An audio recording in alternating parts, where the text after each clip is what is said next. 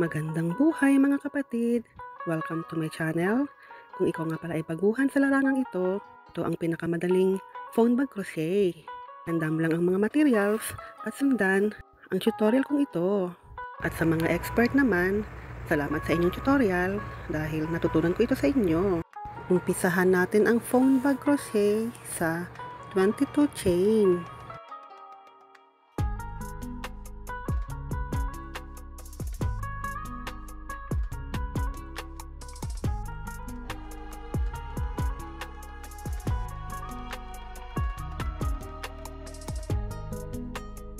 Pagkatapos ng 22 chain, skip tayo ng 1, then single crochet. Lagyan natin ng mark kung saan magtatapos ang ating first row. At isa pang mark naman dahil dyan natin gagawin ang 4 na single crochet. Then, ituloy natin ang single crochet hanggang sa kabilang dulo.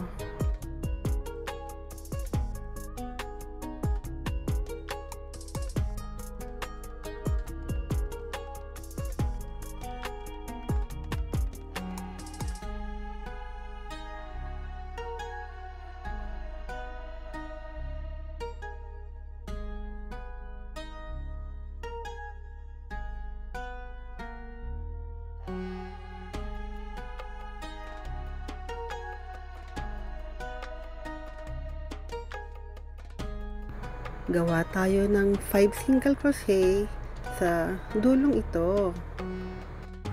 Ganyan nga lang pala ang ginawa ko para maitago ang excess na yarn. I-continue lang natin ang single crochet hanggang sa marating natin yung mark natin kanina.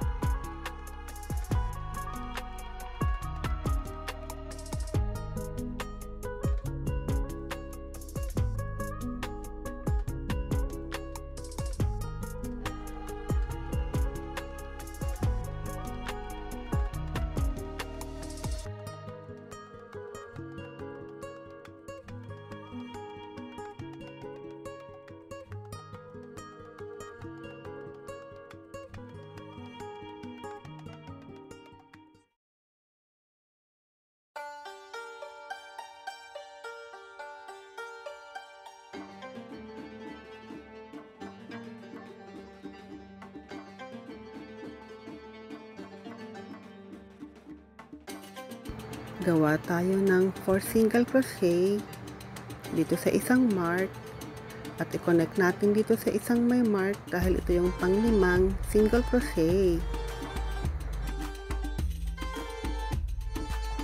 Ayan, tapos na ang ating first row.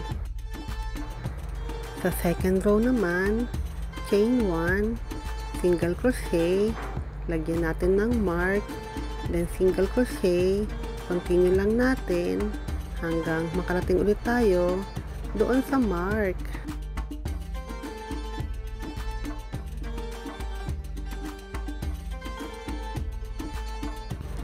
Ayan, tapos na ang second row. Ulitin natin ito sa third at fourth row.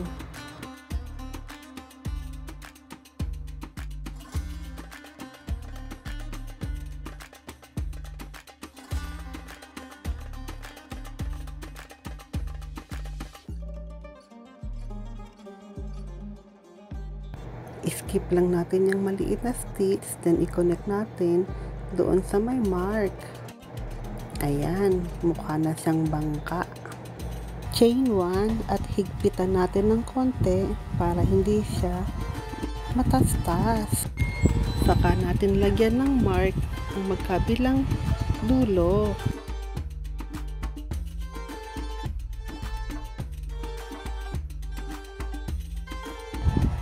Magpalit tayo ng kulay ng yarn sa pang-5 row.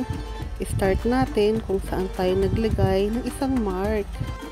Start tayo ng single crochet, then chain 2, skip 2 stitches, at single crochet sa pang third stitch natin. Inikot ko nga pala yan para pabalik ang crocheting natin. Ulitin lang natin ang pattern, single crochet, 2 chain, then single crochet sa pang third stitch hanggang marating natin ang kabilang dulo.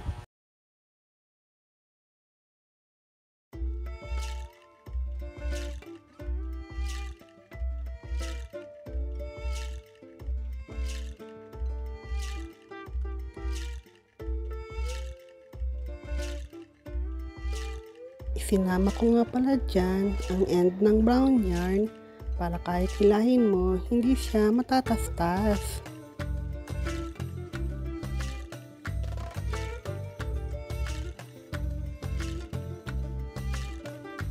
Ayan, na-meet na natin ang dulo. So, single crochet, chain 1, at higpitan lang natin ng konti. Baliktarin natin ulit at magpapalit na naman tayo ng ibang kulay na yarn.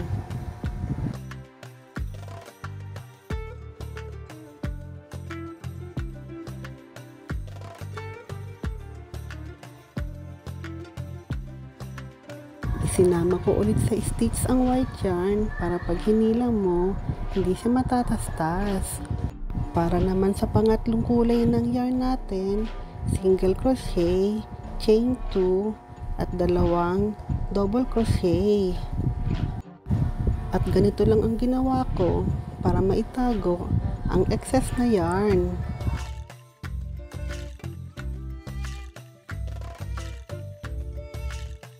At kasunod naman ay gagawa tayo ng 3 double crochet sa bawat 2 chain ng white yarn.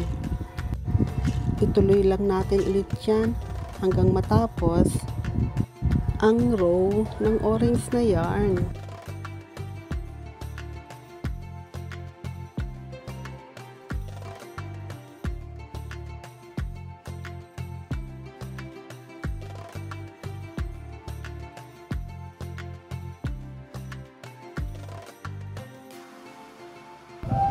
Ayan, patapos na siya. Slip stitch, chain 1, at higpitan ulit natin. Eto na ngayon ang itsura niya.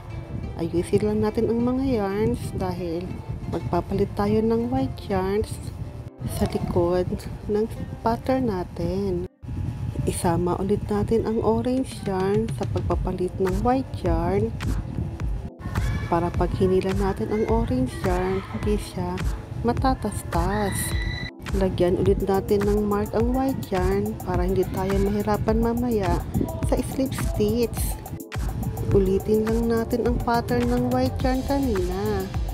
Single crochet, chain 2, skip 3, then single crochet.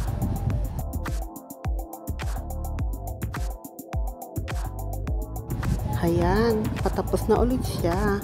Kaya magpapalit na naman tayo ng kulay ng yarn. Ito na ang itsura niya ngayon sa harap.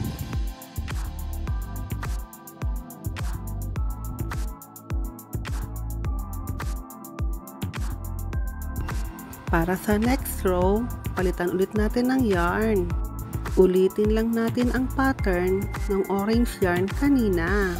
Yan nga pala ang aking technique sa pagpapalit ng yarn na hindi mo na ito kailangang putulin. Single crochet, 2 chain, then dalawang double crochet. Then 3 double crochet sa bawat 2 chain ng white yarn.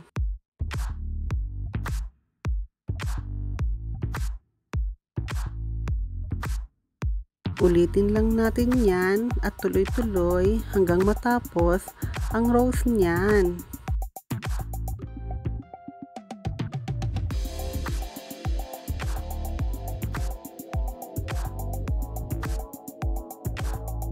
Sundan lang natin ang pattern ng white yarn kanina.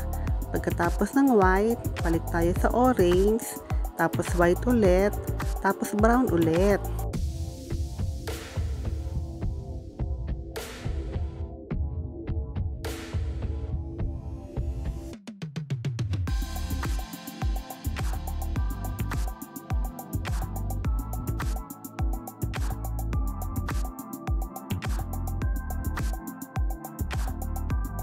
Ayan, halos patapos na siya. Pagkatapos ng 6 rows ng orange, sakto lang siya sa cellphone natin. Pero kung gusto mo ng mas malaki o mas mahaba, ikaw nang bahalang mag-adjust.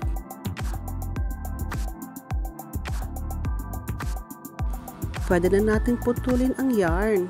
Itira lang natin ang brown para sa handle ng phone bag. 3 single crochet lang ang stitch niyan sa bawat 2 chain ng white yarn. Kung kanina ay 3 double crochet, ngayon naman ay 3 single crochet lang. Ganyan lang natin itatago ang excess na yarn. Kaparehas lang yan ng base ng ating phone bag. Ulit-ulitin lang yan at ituloy natin hanggang makarating doon sa may mark.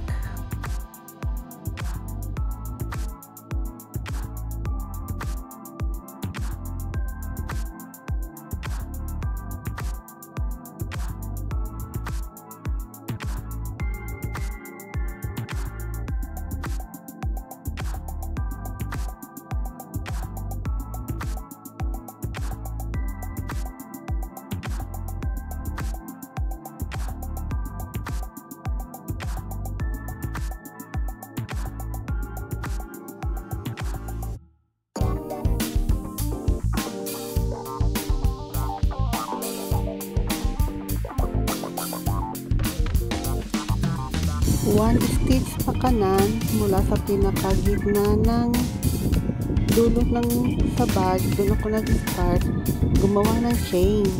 Bale, 240 chain kapag tama lang ang higpit ng pagkaka-stitch.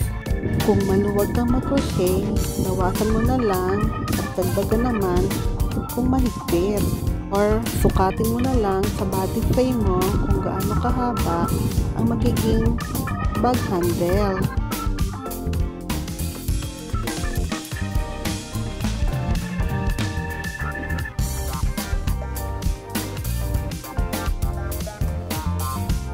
Ayan, tapos na ang ating chain. I-connect na natin sa ating bag.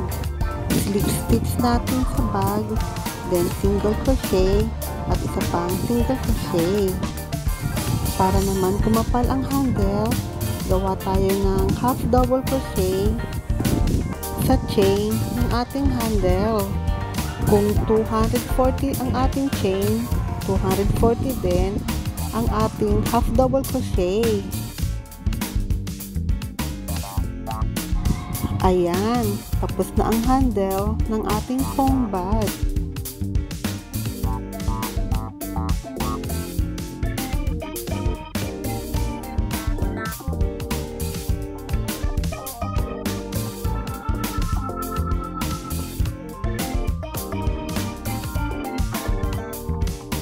Ayan, ito na ang itsura ng ating phone bag.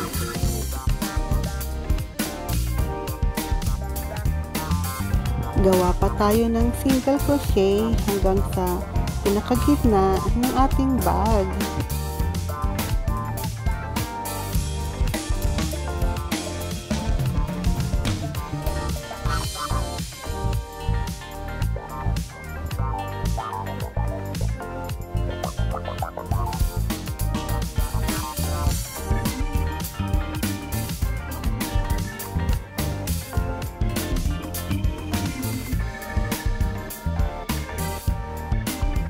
Gawa tayo ng 17 chain para sa magiging lock ng ating phone bag.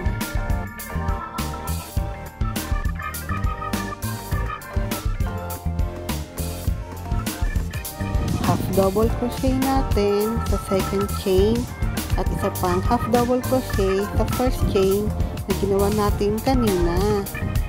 Then, single crochet sa phone bag.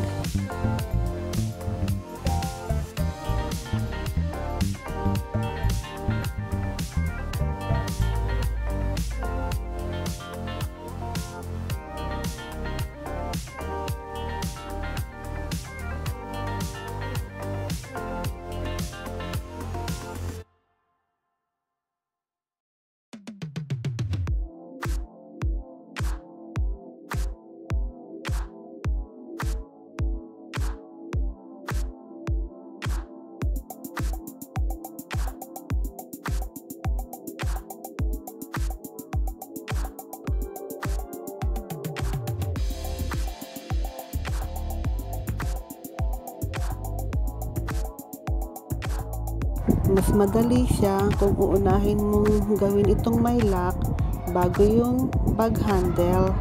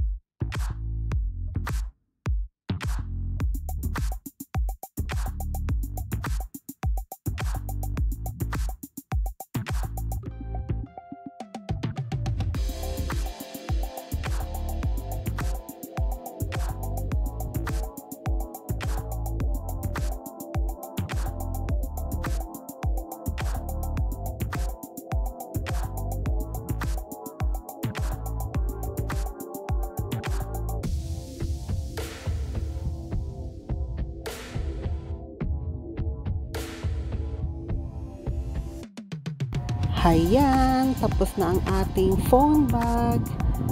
Sana may natutunan kayo. Salamat sa panonood.